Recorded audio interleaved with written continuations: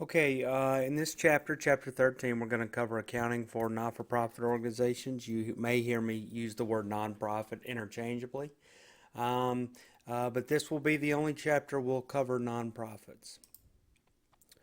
Uh, just an overview of what we're going to go over in this module's lecture. I'll talk about the nonprofit sector, the characteristics of not-for-profit organizations, the gap in the standards for the accounting standards for not-for-profits, the financial reporting aspects for not-for-profits, how they're unique, and accounting for revenues and expenses and some unique characteristics of not-for-profit organizations as it relates to those two items.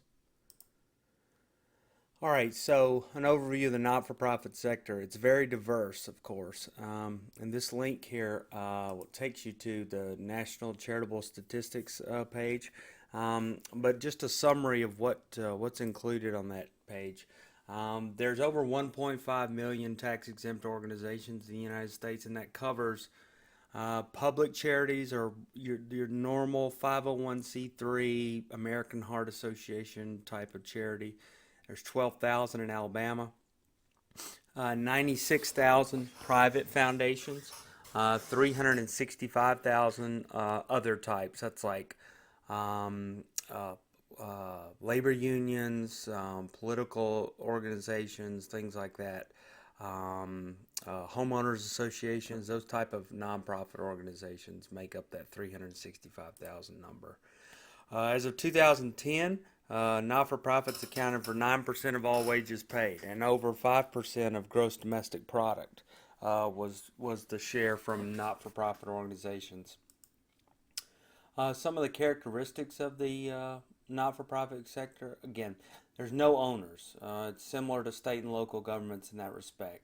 And the overall mission, of course, is not focused on generating profits. That doesn't mean that they won't generate profits or that they shouldn't in some years generate positive, uh, positive increases in net assets, as it's called.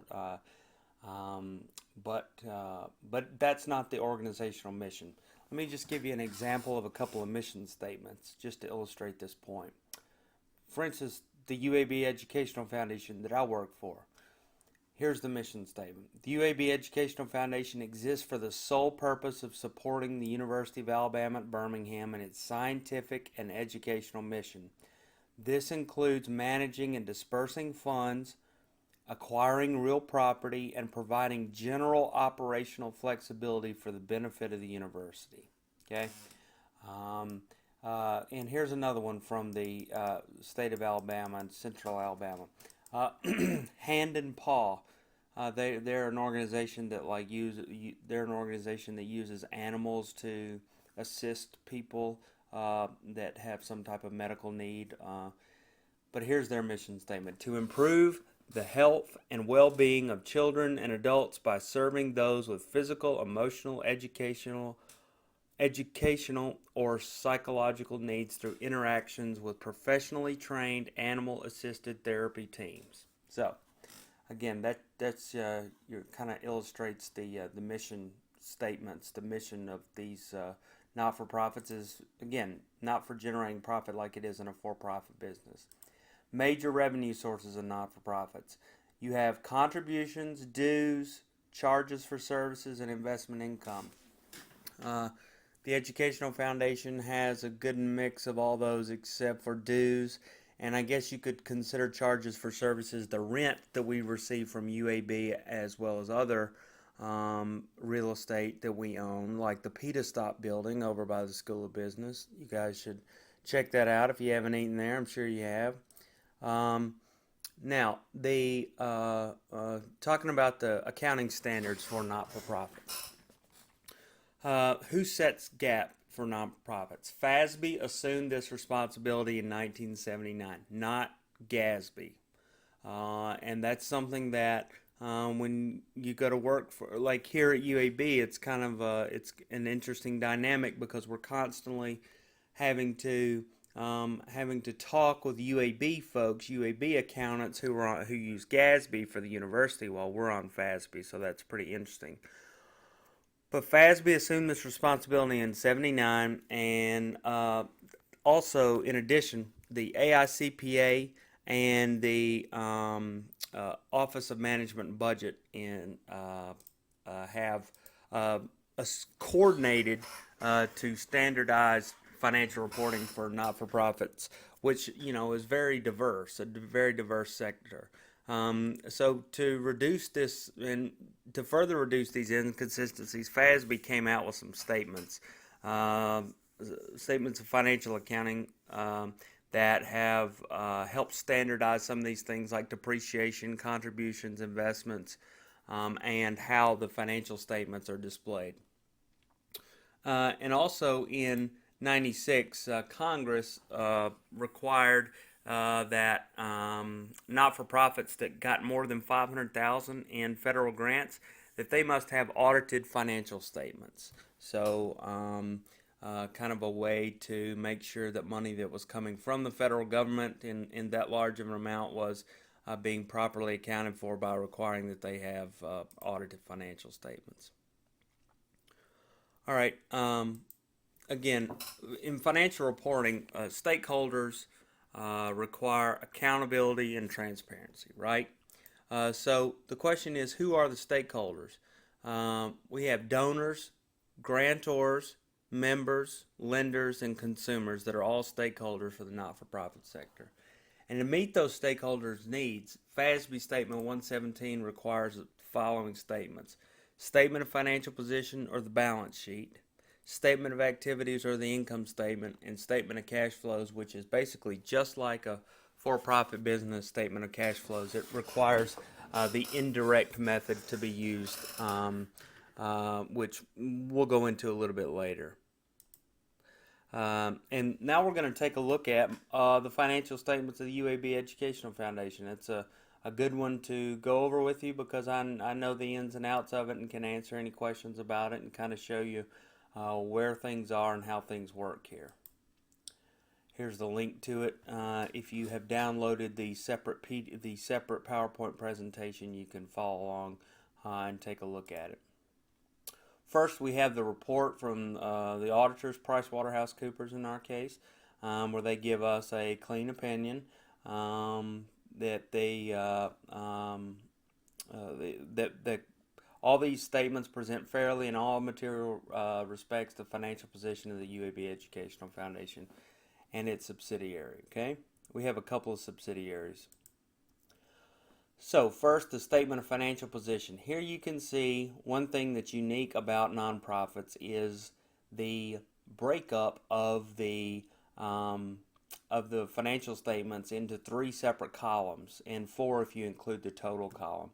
But basically, these 3 separate columns represent what you'll read about in your textbook is these 3 categories of assets or 3 categories of net assets, and that is unrestricted, temporarily restricted, and permanently restricted. As you'll read about in your textbook, permanently restricted assets are those where the corpus, the principal that was donated is permanently restricted and can't be spent. Only the earnings from it can be spent.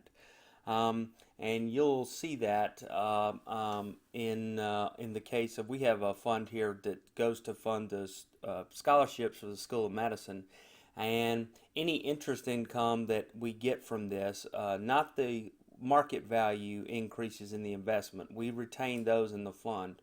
Only the interest distributions from that investment are used for student scholarships, and you'll see that on the next page on the statement of activities. But anyway, temporarily restricted net assets are those that the donor has restricted, but that say upon the occurrence of a certain event or the passage of time, or the acquisition of an asset, the acquisition of matching funds, whatever, these net assets are released from restriction to pay for those various things. So any of those assets that are in that category that are still being restricted by the donor and have not been released from that restriction are classified as temporarily restricted assets, and of course everything else falls under the unrestricted column. So other than that, everything should look familiar to you on this page. Now, consolidated statement of activities. Notice again, we've got the 3 columns here, the 4 if you include the totals. The one thing that's a little strange that I don't really like personally, but it is FASB and it is required here, is technically they don't treat any expense as a temporarily restricted expense. They do, but it's up at that column. It's up in the row about right below the revenue section called expiration of time and purpose restrictions. That $3.8 million that you see there is made up of several of these numbers down here in the expenses section. Ditto for the 1450. There's the distribution of interest to the School of Medicine for scholarships that permanently restricted Newsom fund did. The 1450 over here. So those two, they are treated as reductions of temporarily as expenses, but they're not detailed down here.